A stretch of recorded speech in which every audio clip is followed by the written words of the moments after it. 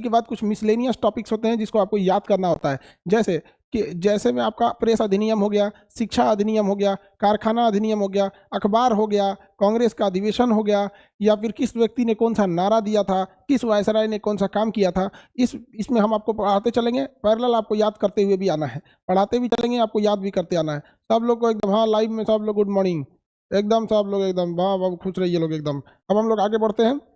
देखिए आज़ादी तो हम आपको दिला दिए थे।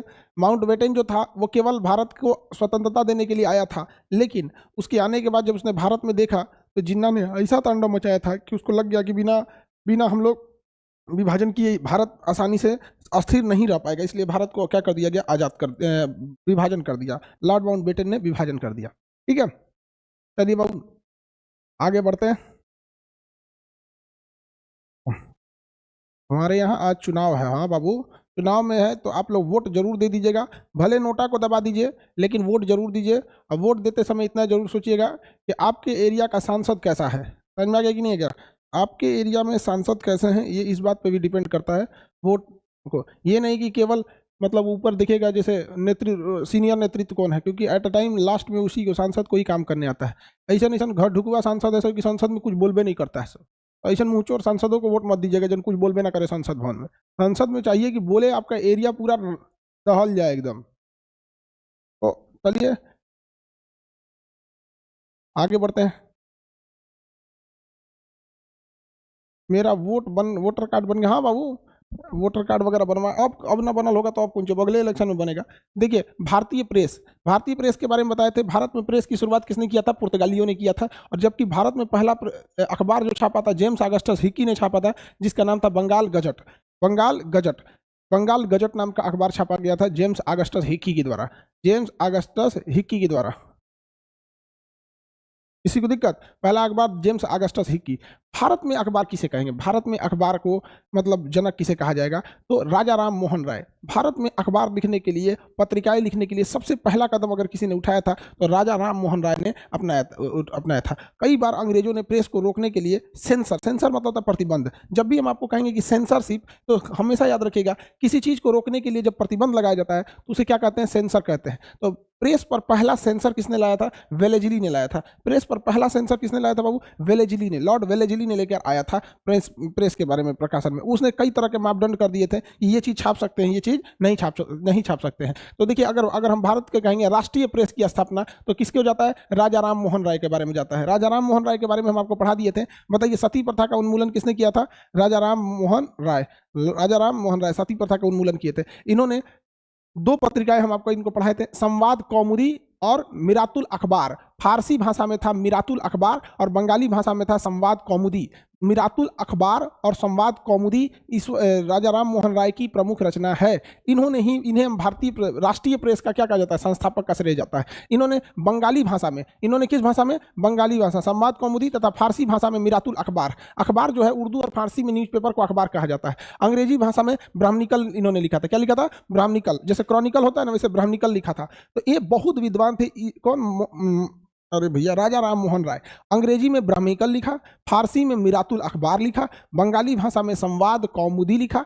ये बहुत विद्वान थे और इन्होंने मतलब सती प्रथा के उन्मूलन में भी बहुत बड़ा योगदान दिया था यहाँ पर। तो राजा राम मोहन राय ने सामाजिक और धार्मिक विचार के विरोध में 1822 ईस्वी में समाचार पत्र चंद्रिका का प्रकाशन किया। क्या लिखा? चंद्रिका का प्रकाशन किया था। चंद्रिका किसके द्वारा चलाई गई पत्रिका थी? तो राजा राम मोहन राय द्वारा ही चलाई गई पत्रिका थी। यहाँ पर समझ में आ गया कि नहीं आएगा? तो मेनली आपको राजा राम मोहन राय का याद करना है। बाद में इनका एक लिस्ट दिया गया है, किसने कौन सी पत्रिका लिखी थी, आपको वो पत्रिका का लिस्ट याद रखना है। जैसे दादा भाई नौरोजी थे, कई लोग थे, हरिश्चंद्र मुखर्जी, गणेश शंकर विद्यार्थी, हरिश्चंद्र मुखर्जी, ये कई लोग हैं। तो इनका यहाँ पे हम एक जगह लिस्ट ही दे दिए हैं इन लोग का। देखिए हम एक तो लिस्ट दिखा देते हैं, कहाँ गया ये देखिए, आपके बुक में भी एक लिस्ट होगा, तो ये लिस्ट ही हम आपको दे दिए। हम आपको बस राजा राम मोहन राय को अलग से पढ़ा दिए, बाकी आपके पास एक पूरा लिस्ट ही है। कौन सी लिस्ट है भैया? तो बंगाल गजट अंग्रेजी में था, जेम्स ऑगस्टस हिक्की ने दिया था। समझ में आ गया कि नहीं आ गया? तो आगे अब एक एक करके देखेंगे। समाचार दर्पण था, संवाद कौमुदी, मिरातुल अखबार, ये सारी चीज, बॉम्बे अखबार, दर्पण, ये राफ्त गोस्तार, तो ये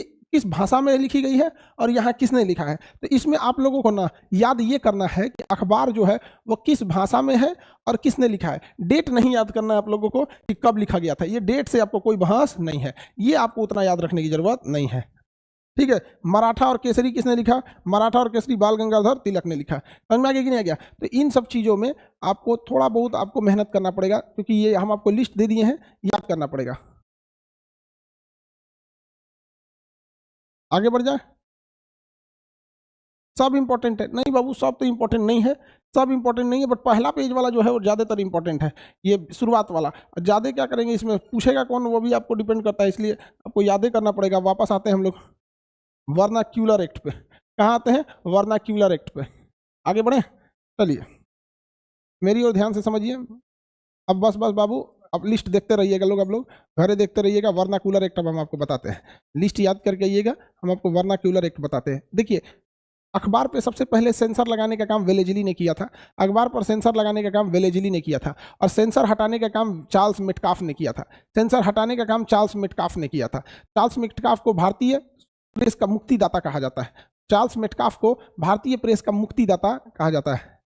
ये दीपेंद्र कुमार, इस लिस्टवा कब मिलेगा? लिस्टवा आपके पास अपलोड हो गया होगा बबुआ, लिस्टवा अपलोड हो गया होगा बाबू, बाबू लिस्टवा अपलोड हो गया होगा बाबू बकलोल, बाबू बकलोल, लिस्ट अपलोड हो गया है। देखो, नरगिस अंजुम, सर ये सेंसरशिप क्या होता है? नरगिस, तुम्हारा दिमाग पूरा घिस गया है बबनी, तुम्हारा दिमाग, नरगिस का दिमाग घिस गया है। तुम जो बबनी, अभी हम बता रहे हैं किसी चीज पर नियम कानून के तहत प्रतिबंध लगाना सेंसर कहलाता है। नियम कानून के तहत प्रतिबंध लगा देना सेंसर कहलाता है। समझ में आ गया? जैसे हमारे क्लास में कोई भी लड़का अगर ज़्यादा बटन वटन खोल के चला आया इसे पढ़ाने, गुटका उटका खोल खा के पढ़ाने नहीं आ सकता, क्योंकि इस पे सेंसर है। बड़का झबरी ऐसा छपरी ऐसा बाल बना के नहीं आ सकता है, क्योंकि इस पे सेंसर है। कोई भी विद्यार्थी लड़का में है, अगर ईयरफोन मुंह में च्युइंगम है देख लिए तो थूर देते हैं, ये क्या है? सेंसर है। उस लड़कियों में अगर आप देखेंगे तो कोई बाल नहीं बना सकती है क्लास में, बाल बनाने पे सेंसर है। समझ में आ गया? फोन और रंग के चलाई, मेकअप करके चलाई, लड़कों को डिस्टर्ब करने, तो वो अलाउ नहीं है, क्योंकि उस पर क्या है? सेंसर है। तो सेंसर का मतलब ही होता है किसी चीज़ पे प्रतिबंध लगा देना। जैसे फिल्म बनाने से पहले एक सेंसर बोर्ड होता है, उस सेंसर बोर्ड में 15-20 मेंबर होते हैं, हर जाति से होते हैं, हर धर्म से होते हैं, महिला होता है, पुरुष होती है, कई लोग होते हैं। वो उस फिल्म को पहले देखते हैं, उस फिल्म को देखने के बाद वो डिसाइड करते हैं इसमें कौन सा हिस्सा रहना चाहिए, कौन सा हिस्सा काट देना चाहिए। तो उसी को कहते हैं सेंसर बोर्ड। बिहार में सख्त जरूरत है भोजपुरी गानों पर सेंसर बोर्ड को। आजकल भजकल कोनो उठता है 5,000 रुपया में एगो म्यूजिक बनवा लेता है, गा देता है, अब कोई मतलब नहीं है कौन चीज गाता है, उसको कोई मतलब नहीं है, कुछ गा देगा। हाँ बबुआ, आवा खेत जोते के बाद, जल्दी आवा कटिया करे के बाद, जल्दी आवा धान सोहे के बाद, जल्दी आवा बैल भाग गई, कुछ गा रहा है, सोचा कुछ जोन जी मुंह से निकल गया, बैल भाग गई, आवा हो बैल। अरे मतलब एक होना चाहिए स्टैंडर्ड बना के, कुछ मन तो गा रहा है यहाँ पे। 5,000 रुपया का गाना वो हो जाता है, शूटिंग कर लेता है यहाँ पे। और इसमें क्या है ना कि थोड़ा सा जो फिल्म स्टार भोजपुरी के जो सुपर स्टार हैं लोग, वहाँ पे ये सुपर स्टार लोग तो चुनाव में ही चला गया, आधा लोग तो सांसद बन गए। एक और ये काराकाट से है अभी पवन सिंह, उधर जाके वो गर्दा मचीले हैं। तो इन लोग की जिम्मेदारी बनती है कि वो लोग सेंसर बोर्ड की स्थापना करें। और ये जो छुटपैका निकला है सब ना डेली डेली, तो वो ये लोग सीनियर है ना, जैसे जो भी भोजपुरी के सुपर स्टार बड़े बड़े हैं लोग, ये लोग सीनियर हैं, इनका काम है जूनियरों को समझाएं ना, तो जो नहीं के मन तो नहीं कुछ गा दे रहा है यहाँ पर। समझ आएगा? चलिए, कुछ से कुछ तो बिहार को बर्बाद करने में भोजपुरी गाने का बहुत योगदान है। आप बताओ मित्रों, क्या बिहार के गानों के ऊपर, भोजपुरी के ऊपर सेंसर बोर्ड होना चाहिए कि नहीं होना चाहिए? होना चाहिए कि नहीं होना चाहिए मित्रों, आप बताएं। हाँ होना चाहिए, होना चाहिए, बिल्कुल मित्रों होना चाहिए। यहाँ पर आप वोट दीजिए, उसके बाद देखिए सेंसर बोर्ड आता है कि नहीं आता है। फिर 5 साल बाद आके यही पूछा जाएगा कि आपको ये होना चाहिए कि नहीं होना चाहिए, ये होना चाहिए कि नहीं होना चाहिए। सेंसर बोर्ड जरूर होना चाहिए यहाँ पर। आई जितना छटपई का ऐसा ना, देखिए एक बात बताए बाबू, दुनिया में ना अगर बहुत आसानी से कोई चीज हो जाएगा ना, जैसे हर गली में एक टॉपर घूमने लगेगा सब ना, तो एजुकेशन को गिरा देगा सब। समझ में आ रहा है कि नहीं आ रहा? उसी तरह बिहार में ना गाना के लिए कोई मतलब नहीं है। अब तेजस्वी यादव जो है ना, बिहार के उस समय उप मुख्यमंत्री थे, उनकी सुबह में बेटी होती है और 4 घंटा बाद एक गाना निकाल देता है भोजपुरी वाला। मैंने सुबह बेटी हुई, असम में वो गाना निकाल दिया सब। अब आप समझो उसने क्या मेहनत किया होगा गाना पे, ना कोई म्यूजिक डायरेक्टर, वही रेडीमेड रेस्टोरेंट का खाना कैसे ग्रेवी बना है, आपको चिकन चाहिए तो एक कटोरा ग्रेवी निकालेगा उसी में डाल देगा, पनीर चाहिए तो वही ग्रेवी उसी में डाल देगा, कुछ वही। एक भोजपुरी गाना झुंग झुंग झुंग झुंग झुंग 20 बार म्यूजिक पीट देना है, आपको गाओ दो यार, तुम्हारा तो स्टैंडर्ड का तो कोई पता आता नहीं है यहाँ पे। हम कोई जरूरी नहीं है हर साल बढ़िया गाना ही निकाले जाए। चलिए अब आगे देखते हैं। मिथिला सॉन्ग, बाबू मैथिली को कोई नहीं बोलेगा, मैथिली भाषा अलग लेवल की है वहाँ पे, मैथिली बहुत जबरदस्त है। चलिए आगे बढ़े। बिनता कुमारी, सर आपकी मम्मी की तबीयत, अब मम्मी को आज डॉक्टर के पास ले जाना है, तो आप लोग का कल क्लास नहीं हो पाएगा, क्योंकि कल डॉक्टर के पास ले जाना है। आप लोग सब लोग दुआ कीजिए जल्दी से अच्छी हो जाए, ताकि हम भी अब थोड़ा सा पठन पाठन में हम भी थोड़ा लग जाए, क्योंकि देखिए बहुत दोनों चीज़ को मैनेज करना पड़ता है। तो बस कल डॉक्टर के पास ले जाना है, अब जल्दी से ठीक हो जाए। हमको अकेले मतलब लड़की सब रहती है सब, तब ना घर मम्मी उम्मी को ठीक से संभाल लेती है सब। हम लोग इतना मतलब उतना नहीं हो पाता है घर। देखो आदमी जो मेल होते हैं ना, मेल, उनसे ऑफिस संभाल सकता है, ऑफिस, वो ऑफिस संभाल सकते हैं। हम लोग से कोई कह दे कितना भी बड़ा ऑफिस संभालना हो, हम लोग संभाल देंगे, क्योंकि ऑफिस मतलब कितना होता है, 8 से 10 घंटा काम होता है। कोई भी ऑफिस होगा उसमें कितना घंटा काम होगा, 8 से 10 घंटा काम होगा। यहाँ पे हम लोग से संभाल सकता है, लेकिन घर संभालना बहुत मुश्किल है। घर में ससुरा 24 घंटा काम होता है, 24 घंटा कुछ ना कुछ होता है, किचन में, कभी बालकनी में, कभी फूल सूख गया कि नहीं हो गया, कपड़ा आया कि नहीं आया, ये हुआ ये नहीं, तो थोड़ा सा झमेला हो जाता है। तो हम लोग से नहीं, घर वाला नहीं संभाल पाता है। ऑफिस तो पूरा दुनिया के कितना बड़ा ऑफिस दे दो संभाल लेगा आदमी, घर वाला नहीं संभाल पाता। तो उसी वजह से थोड़ा सा हम इधर व्यस्त चल रहे हैं। आप सब लोग इस चीज़ को समझते हैं, इसलिए थोड़ा सा आप एडजस्ट कर रहे हैं, इसके लिए बहुत बहुत धन्यवाद आप लोग का। और सब लोग थोड़ा दुआ कीजिए जल्दी से अच्छे हो जाए। हमारा भी एक दिमाग पढ़ाने में लगा रहता है और एक दिमाग उधर डॉक्टर के पास लगा रहता है, और जब टेंशन फ्री हम भी हो जाए। ठीक है सर, दुआ करेंगे सर। हाँ हाँ बिल्कुल, धन्यवाद। भगवान मम्मी को जल्दी, एकदम जल्दी ठीक है। धन्यवाद धन्यवाद बाबू लोग, एकदम धन्यवाद। हाँ लड़की सब देखो कंजूसी कर रही है, सब एकरू में कंजूसी कर रही है सब। हाँ ठीक है, हो जाएंगी जल्दी से। ये भगवान खूब कंजूस है सभी सब। चलिए आगे बढ़ते हैं हम लोग। हाँ तो लक्ष्मी कुमारी, हम भगवान से प्रार्थना करते हैं जल्दी से। हाँ बाबू, बहुत बहुत आप सब लोग की दुआ रहेगी, सब जल्दी से सही हो जाएंगी। हमारा भी आधा दिमाग इधर रहता है, आधा इसे पढ़ाने में लगता है, आधा उधर लग जाता है। यहाँ पे कल आप लोग का क्लास नहीं हो पाएगा, इसके लिए बाबू सॉरी, थोड़ा सा हमारी रिस्पॉन्सिबिलिटी बढ़ जाती है देखने उखने में। अब मम्मी को ना डॉक्टर से ज़्यादा भरोसा हम पे रहता है। वो कोई इंजेक्शन लगाते हैं तो पूछती हैं कि कोई इंजेक्शन लगे ना बाबू। एक बार मम्मी को ना एमआरआई मशीन होता है ना, एमआरआई मशीन तो बड़ा झमेला होता है, उसमें ना एक सुरंग की तरह होता है, उसमें आधा घंटा तक घुसा के छोड़ देता है, कुछ कुछ जांच करते रहता है। तो मम्मी की एमआरआई हो रही थी, तो फर्स्ट टाइम मम्मी का एमआरआई था, उसमें बड़ी आवाज करता है, तो ऐसे लेटाया और एमआरआई मशीन में अंदर लेके चला गया। वो एकदम गुफा की तरह होता है, अंदर लेके चला गया। और उसके बाद से आधा घंटा बाद लेके आए, डॉक्टर लेके आए, तो मम्मी तो एकदम घुसियाइले निकली उसमें से। ऐसे बटन दबाता है तो बाहर आदमी निकलता है, घुसियाइले निकल रही है। लेडीज डॉक्टर थी वहां पे, तो पूछ रही है मम्मी, बबनी भुला गई थी क्या अंदर वहां हमको रख के? हमको करेगी। तो कहे नहीं नहीं मैडम भुलाए नहीं थे, इतना ही टाइम लगता है, इतना ही टाइम लगता है। आप बोली 10-15 मिनट, हमको लगा भुला गई। हमसे करिए ना कि ठीक हुआ तो चल आई लोग ना, तो अब तो हम निकलने जा रहे थे उसमें, हम ऐसे ऐसे करके निकल जाते हैं यहाँ पे, ये कोनो तरीका है उनमें डाल के भुला गए लोग यहाँ पे। हम सही में वो निकलने जा रही थी, वो तो ठीक हुआ कि टाइम से मतलब एमआरआई कंप्लीट हो गया ना, तो कहते आधा वहीं में डाल के भुला गई बड़ा सन में। भूले नहीं बने, कोई भूलता नहीं बाबू, डॉक्टर की मजबूरी होती है, वो इंजेक्शन दे या कोई भी चीज करे तो डॉक्टर की एक मजबूरी होती है, वो आप ही के लिए ठीक करता है। लेकिन मम्मी जो है ना भाई। चलिए तो हम लोग अब आगे बढ़ते हैं, प्रेस एक्ट के तहत देखते हैं, वर्नाकुलर एक्ट के तहत। देखिए सेंसर तो समझ में आ गया, सेंसर समझ में आ गया। चलिए आगे बढ़ते हैं हम लोग। सर मम्मी से मिलाइए, हाँ ठीक हो जाती है तो मिलाते हैं आप लोग से, ठीक है, ठीक हो जाएंगी जल्दी से। डॉक्टर सब सही कर दे तो हम आप लोग से मिलाएंगे। यहाँ पे डर इस बात का लगता है ना कि शिकायत मत कर दे सभी, सब तुम लोग शिकायत कर देगा सब, क्लास वाला ऑनलाइन वाले लोग शिकायत करेंगे तो उतना नहीं समझ में आएगा, लेकिन सामने ही लड़कियां बैठल रहती है, धाए देखो शिकायत कर देगी सब, मेरा क्लास लग जाएगा। तुम लोग को पता नहीं हम अभियो पिटा जाते हैं। इस हिसाब से अगवा जो बैठल लगी काव काव कर देंगे, सर ऐसे नहीं, ऐसे ऐसे बोल देते हैं यहाँ पे, इसलिए हम नहीं मिलाते हैं।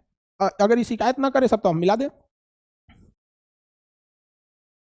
चलिए अब देखिए बाबू, ये सबसे खतरनाक एक्ट था वर्नाकुलर एक्ट। ये इसे खतरनाक, इतना खतरनाक था वर्नाकुलर एक्ट कि इसे कहा गया भारतीय प्रेस का गला घोटने वाला, भारतीय प्रेस का गला घोटने वाला एक्ट कहा गया। इसमें क्या कह दिया गया था, ध्यान से समझिएगा। वर्नाकुलर एक्ट में से हर एक चीज पूछता है कि ये कब आया था। 1878 में रिपन नहीं था बाबू, लीटन था, लॉर्ड लीटन, लॉर्ड लीटन ने लाया था 1878 में, लॉर्ड लीटन ने लाया था इसे। ये इतना खतरनाक कानून था, लॉर्ड लीटन, हो सकता है आपके मटेरियल में लीटन ही लिखा हो, लीटन ही लिखा हो, ठीक है। तो लॉर्ड लीटन ने ही इसे लाया था। लॉर्ड लीटन ने जब वर्नाकुलर एक्ट लाया था तो इसे भारतीय स्वतंत्रता का गला घोटने वाला एक्ट कहते हैं। इस चोट्टे ने क्या किया था, इस वर्नाक्यूलर एक्ट में उसने कहा था कि कोई भी अखबार यदि भारतीय भाषा में छापी जाएगी, कोई भी अखबार यदि भारतीय भाषा में छापी जाएगी तो छापने से पहले उसे अंग्रेजों द्वारा ले जाके दिखा के पास करना पड़ेगा कि यह अखबार ठीक है, इसमें सरकार विरोधी कोई काम नहीं कहा गया है, और बॉन्ड पेपर पे लिख के देना था कि मैं इस अखबार में सरकार विरोधी कुछ भी नहीं छापूंगा। तो जी इतना खतरनाक था। लेकिन यह केवल भारतीय भाषाओं पे था, चाहे आप बंगाली में छापिए, हिंदी में छापिए, मराठी में छापिए। लेकिन अगर आप अंग्रेजी में छापते हैं तो आप छाप सकते हैं जो मन हो, सरकार का जितना मन विरोध उतना कर सकते हैं, क्योंकि पता है आज भी अंग्रेजी अखबार पढ़ने वालों की संख्या बहुत कम है। और जो लोग आंदोलन कर सकते हैं ना, यूपी, बिहार, झारखंड, बंगाल, ये लोग आज भी अंग्रेजी, खैर बंगाली लोग का तो अंग्रेजी ठीक है, लेकिन यूपी, बिहार, झारखंड आज भी अंग्रेजी के मामले में बहुत ज्यादा नहीं है। हिंदी मीडियम बिहार का विद्यार्थी अंग्रेजी अखबार को 15 दिन में खत्म करता है। वो 15 दिन रखेगा तब वो पढ़ के खत्म नहीं कर पाएगा, और मैं खाली देखेगा और उसके बाद से अलमारी पे से बिछा देगा उसको। खूब सुंदर सुंदर पेज होता है उसका, तो पहला दूसरा पेज अलमारी पे से बिछा देगा, चाहे जिल्द चढ़ा देगा, कवर चढ़ा देगा किताब का। ये पढ़ता कहाँ है? इसीलिए कहा गया कि आप भारतीय भाषा में अगर छापेंगे तो आपको सेंसर बोर्ड से पास कराना पड़ेगा। सेंसर बोर्ड से क्या करना पड़ेगा? पास कराना पड़ेगा वहां पे, और वो भारतीय भाषा में छापेंगे तभी आपको क्या करना पड़ेगा। लेकिन अगर अंग्रेजी में छाप रहे हैं तो उसे छापने से पहले अंग्रेजी के लिए कोई दिक्कत नहीं है। यहाँ पर समझ में आ गया कि नहीं? एक के तहत जिला मजिस्ट्रेट को यह अधिकार था कि वह किसी भी भारतीय समाचार पत्र के बॉन्ड पेपर पर हस्ताक्षर करवा ले कि वह ऐसी सामग्री नहीं छापेंगे जो सरकार विरोधी हो, बॉन्ड पेपर पर लिखवा लेता था। अब इस वर्नाकुलर एक्ट का शिकार हो गया भारत के कुछ अखबार।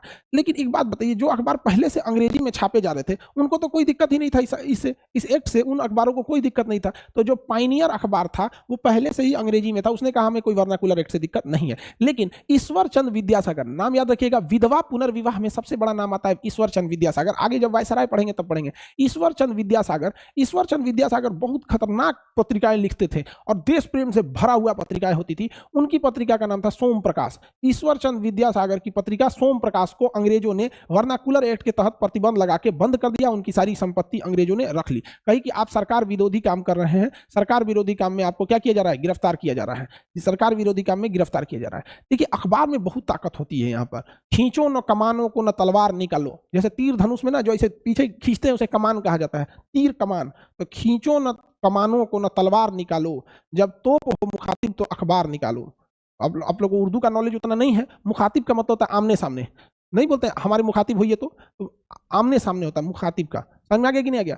तो अगर सामने तोप होना, सामने तोप जो खड़ा हो, तो वही शायर ने कहा था कि खींचो न कमानों को न तलवार निकालो, जब तोप हो मुखातिब तो अखबार निकालो। अगर सामने तोप खड़ा है तो अखबार में निकालिए इस तोप से कैसे लड़ना है, फिर हर घर से एक क्रांतिकारी निकलेगा। तो इसी अखबार से ही ये चीज को आगे बढ़ाया गया था। ईश्वर चंद्र विद्यासागर ने अपनी पत्रिका सोम प्रकाश में पूरे राष्ट्र प्रेम को भर दिया। यहाँ पे अंग्रेज बौखला गए थे और वर्नाकुलर एक्ट के तहत क्या कर दिया? प्रतिबंध लगा दिया। याद कीजिएगा, अंग्रेज जो है सब गुस्सा नहीं दिखाते हैं, कानून के रास्ते इतना मार मारता है सब जिसका कोई हद नहीं। तो अंग्रेजों ने किसकी पत्रिका को क्या कर दिया? बैन लगा दिया। ईश्वर चंद्र विद्यासागर की पत्रिका सोम प्रकाश को बंद कर दिया। ईश्वर चंद्र विद्यासागर बंगाल के थे, इनकी पत्रिका का नाम था सोम प्रकाश, इस पर क्या कर दिया गया? प्रतिबंध लगा दिया गया। वर्नाकुलर एक्ट से बचने के लिए देखिए, एक शिशिर कुमार घोष और मोतीलाल घोष, दो लोग बंगाली भाषा में एक पत्रिका लिखते थे, नाम था उसका अमृत बाजार। ये भी पत्रिका जो थी बहुत ज्यादा देश प्रेम के बारे में लिखती थी। अब ईश्वर चंद्र विद्यासागर की पत्रिका सोम प्रकाश प्रतिबंधित हो गई, उनके प्रेस से जो भी इनकम आता था अंग्रेज ले लिए, पूरा अकाउंट सीज कर दिए अंग्रेज सब। अब मोतीलाल घोष और ये क्या नाम है, शिशिर कुमार घोष, इन लोगों ने क्या किया? इन लोगों ने कहा कि भाई हमारी पत्रिका क्या है अमृत बाजार, कहीं इस पे भी प्रतिबंध ना लग जाए। तो इसे फटाक से इन्होंने बंगाली भाषा से कन्वर्ट कर दिया अंग्रेजी भाषा में, और वर्नाकुलर एक्ट अंग्रेजी भाषा पे नहीं लगा था। वर्नाकुलर एक्ट अंग्रेजी भाषा में नहीं लगा था।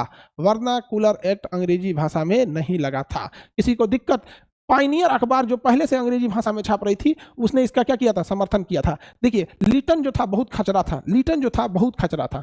देखिए ये सबसे ज्यादा चोट्टा, अगर भारत का कोई वायसराय रहा है तो यही चोट्टा रहा है, लीटन। ये बहुत बड़ा चोट्टा रहा है। इसने केवल भारतीयों को गला दबाने की कोशिश किया है, चाहे वर्नाकुलर एक्ट हो चाहे आर्म्स एक्ट हो। कहा कि अब कोई भी भारतीय हथियार रखने से पहले डीएम से जाके लाइसेंस बनवाएगा, और डीएम को कह दिया लाइसेंस में मत बनाना। तो बिना लाइसेंस बनाए आप हथियार नहीं रख सकते हैं, डीएम को कह दिया लाइसेंस से मत बनाना। समझ में आ गया कि नहीं?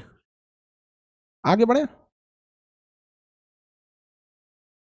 किसी को दिक्कत? तो लॉर्ड लीटन बहुत खचरा था। इसके जस्ट बाद आया था रिपन, ये बहुत अच्छा आदमी था। लॉर्ड रिपन बहुत अच्छा था, ये धार्मिक था, भगवान से डरता था रिपन, और ये तो भगवान से नहीं डरता था, भगवान से नहीं डरता था। तो बताइए, लीटन तो खचरा था, रिपन बहुत अच्छा था, लॉर्ड रिपन बहुत अच्छा था। तो लीटन के बाद जब लॉर्ड रिपन आया, लॉर्ड रिपन, तो इसने वर्नाकुलर एक्ट को क्या कर दिया? समाप्त कर दिया, वर्नाकुलर एक्ट को समाप्त कर दिया। चार्ल्स मिटकाफ को भारतीय प्रेस का मुक्तिदाता कहा जाता है। भारतीय प्रेस का मुक्तिदाता चार्ल्स मिटकाफ, भारतीय प्रेस का मुक्तिदाता चार्ल्स मिटकाफ को कहा जाता है, चार्ल्स मिटकाफ को कहा जाता है। जनगणना भी तो लॉर्ड रिपन नहीं करा था, बिल्कुल बाबू, जनगणना मेयो ने स्टार्ट किया था, जबकि लॉर्ड रिपन ने कंप्लीट जनगणना करा दी थी। तो आपको वर्नाक्यूलर प्रेस एक्ट समझ में आ गया? किसी को दिक्कत? वर्नाक्यूलर प्रेस एक्ट समझ में आ गया। चार्ल्स मिटकाफ वगैरह के बारे में भी पढ़ा दिए।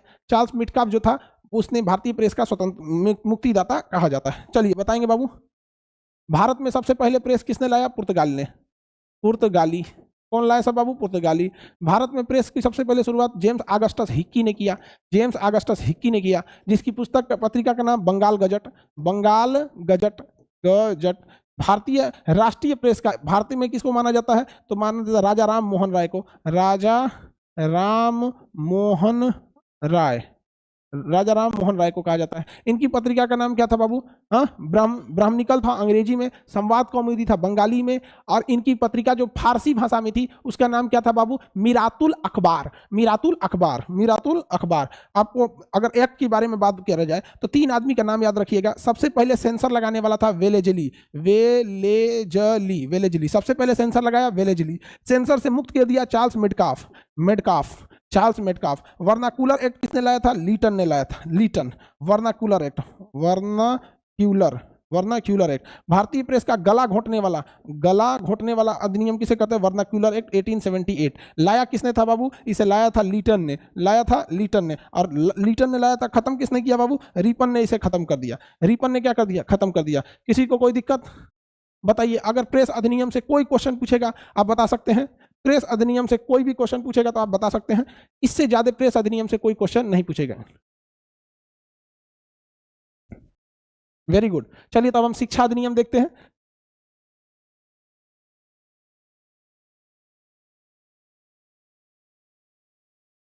अंग्रेजों को भागने में सबसे ज्यादा किसका योगदान था? सबसे ज्यादा योगदान था कि आम जनता समझदार हो गई थी, जहां तहां अंग्रेजों को मार देती थी। इसलिए अंग्रेज सबके पास जितना इनकम नहीं होता था उससे ज्यादा उनको अपनी सुरक्षा पे खर्च करना हो जाता था, और यही मेन रीजन है अंग्रेजों के भागने का। चलिए आगे बढ़ते हैं। वर्नाकुलर एक्ट समझ में आ गया। यहाँ पे कर्जन,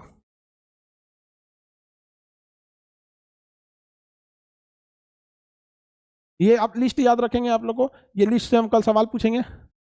ये सारा एक ही जगह है, आपको याद रखना इजी हो जाएगा। अभी जवाहरलाल नेहरू की एक पुस्तक थी नेशनल हेराल्ड, इनकी जो न्यूज़पेपर था नेशनल हेराल्ड, अभी इसके सिलसिले में केस चल रहा है अभी इन लोगों के ऊपर। भारत में अंग्रेजों के द्वारा शिक्षा का विकास, तो हम लोग अंग्रेजों के द्वारा शिक्षा का विकास समझते हैं। हालांकि अंग्रेजों ने शिक्षा के क्षेत्र में आधुनिक शिक्षा को बढ़ावा दिया था, आधुनिक शिक्षा को बढ़ावा दिया था। आगे बढ़ते हैं हम लोग, देखिए अब ध्यान से। वर्नाक्यूलर प्रेस एक्ट के बाद शिक्षा के विकास, 1813 का जो अधिनियम आया था उसमें भारतीय शिक्षा के लिए 1 लाख रुपए खर्च करने की बात थी, और 1833 के अधिनियम एक्ट के तहत कितना रुपए खर्च करने की बात थी? 10 लाख रुपए खर्च करने की बात थी। तो अंग्रेजों ने उस समय 1813 में 1 लाख और 1833 में 10 लाख रुपए वार्षिक शिक्षा पे खर्च करने का क्या बना दिया था? नियम बना दिया था। शिक्षा पे खर्च करने के लिए नियम बना दिया था। किसी को दिक्कत? आगे बढ़े। चलिए, 10 लाख रुपए 1833 में लगा था। विलियम बेंटिक जो थे, देखिए विलियम बेंटिक का एक योगदान बताएंगे। विलियम बेंटिक ने एक समाज सेवा में भी बहुत बड़ा योगदान दिया था। विलियम बेंटिक ने समाज सेवा में भी बहुत बड़ा योगदान दिया था। विलियम बेंटिक के ही समय में राजा राम मोहन राय ने सती प्रथा को समाप्त किया था, विलियम बेंटिक के सहयोग से। विलियम बेंटिक ने कहा कि भैया शिक्षा को एक अच्छे से सुधार की जरूरत है, तो इसने शिक्षा को सुधार करने के लिए एक आयोग का गठन किया, एक आयोग का गठन किया जिसने सिफारिश किया कि भारत में शिक्षा को कैसे कैसे सुधारा जा सकता है। उस आयोग का अध्यक्ष बनाया मैकाले को। किसे अध्यक्ष बनाया? मैकाले को अध्यक्ष बनाया। और शिक्षा के लिए मैकाले ने अंग्रेजी भाषा का पक्ष लिया, कहा कि शिक्षा जो दिया जाए वो अंग्रेजी भाषा में दिया जाएगा तो ज्यादा सही रहेगा। तो बताइए, विलियम बेंटिक ने शिक्षा आयोग का अध्यक्ष किसे बनाया? मैकाले को बनाया। किसे बनाया? मैकाले। और मैकाले ने किस भाषा को जोर दे दिया? मैकाले ने अंग्रेजी भाषा को जोर दे दिया था। समझ में आ गया कि नहीं आ गया? अंग्रेजी भाषा को जोर दे दिया था। तो शिक्षा के विकास के लिए अधोगामी निष्पादन सिद्धांत को अपनाया था, धीरे धीरे विकास करने के लिए। अब चार्ल्स वुडकैफ, देखिएगा, चार्ल्स वुड, एक व्यक्ति था चार्ल्स वुड। दो लोग का नाम हमेशा शिक्षा के क्षेत्र में अंग्रेजों का याद रखेगा। एक मैकाले ने अंग्रेजी को शिक्षा का आधार बना दिया, लेकिन शिक्षा को सिस्टमेटिक करने का काम चार्ल्स वुड ने किया। इनको कहा जाता है वुड डिस्पैच। इन्हें क्या कहेंगे? Wood dispatch, education dispatch, Wood dispatch का आयोग कहा जाता है इन्हें। तो चार्ल्स वुड का एजुकेशन डिस्पैच का रिपोर्ट आया, जिसमें प्राथमिक शिक्षा से लेके उच्चतर शिक्षा का वर्णन था, यानी नर्सरी से लेके पीजी तक की चर्चा किस व्यक्ति ने किया था? चार्ल्स वुड ने किया था। इसीलिए चार्ल्स वुड ने जो नियम दिया, जिसे हम चार्ल्स वुडकैफ का नियम कहते हैं, उसे कहा जाता है शिक्षा के क्षेत्र में यही अधिकार दिया। फ्रेंच भाषा में अधिकार को हम लोग मैग्ना कार्टा कहते हैं। फ्रेंच भाषा में अधिकार को हम मैग्ना कार्टा कहते हैं। तो बताइए, शिक्षा का मैग्ना कार्टा वुड डिस्पैच को कहेंगे। किसे कहेंगे? वुड डिस्पैच को। इसने प्राथमिक शिक्षा से लेकर उच्चतर शिक्षा की बात कही थी वुड डिस्पैच ने। वुड डिस्पैच ने को क्या कहेंगे? शिक्षा का क्या कहा जाता है? मैग्ना कार्टा कहा जाता है। इसे पांच प्रांतों में लागू कर दिया गया था, कलकत्ता, बंबई में, और इसी के द्वारा कलकत्ता में, बंबई में और मद्रास में क्या खोले गए? विश्वविद्यालय खोले गए। क्या खोले गए? विश्वविद्यालय। तो बताइए तो ध्यान से, कलकत्ता, बंबई और मद्रास में विश्वविद्यालय वुड डिस्पैच के नियम के आधार पर खोला गया। शिक्षा का मैग्ना कार्टा किसे कहेंगे? शिक्षा का मैग्ना कार्टा वुड डिस्पैच को कहेंगे। वुड डिस्पैच को शिक्षा का मैग्ना कार्टा। क्यों मैग्ना कार्टा का मतलब होता है अधिकार पत्र या घोषणा पत्र। अधिकार पत्र क्यों कहेंगे? क्योंकि मैकाले ने जहां प्राथमिक शिक्षा की बात कही थी, वहीं वुड डिस्पैच ने प्राथमिक, माध्यमिक, उच्च और उच्चतर चारों श्रेणियों की शिक्षा थी।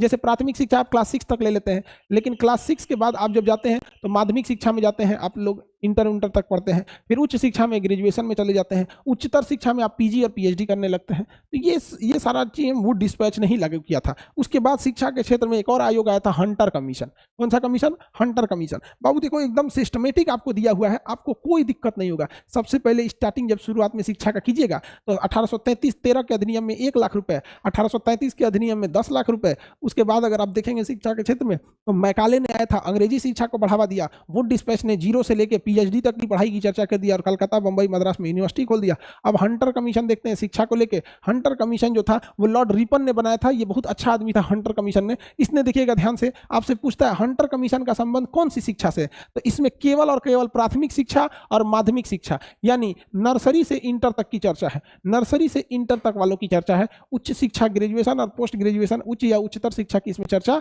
नहीं है। उच्च या उच्चतर शिक्षा की इसमें चर्चा नहीं है।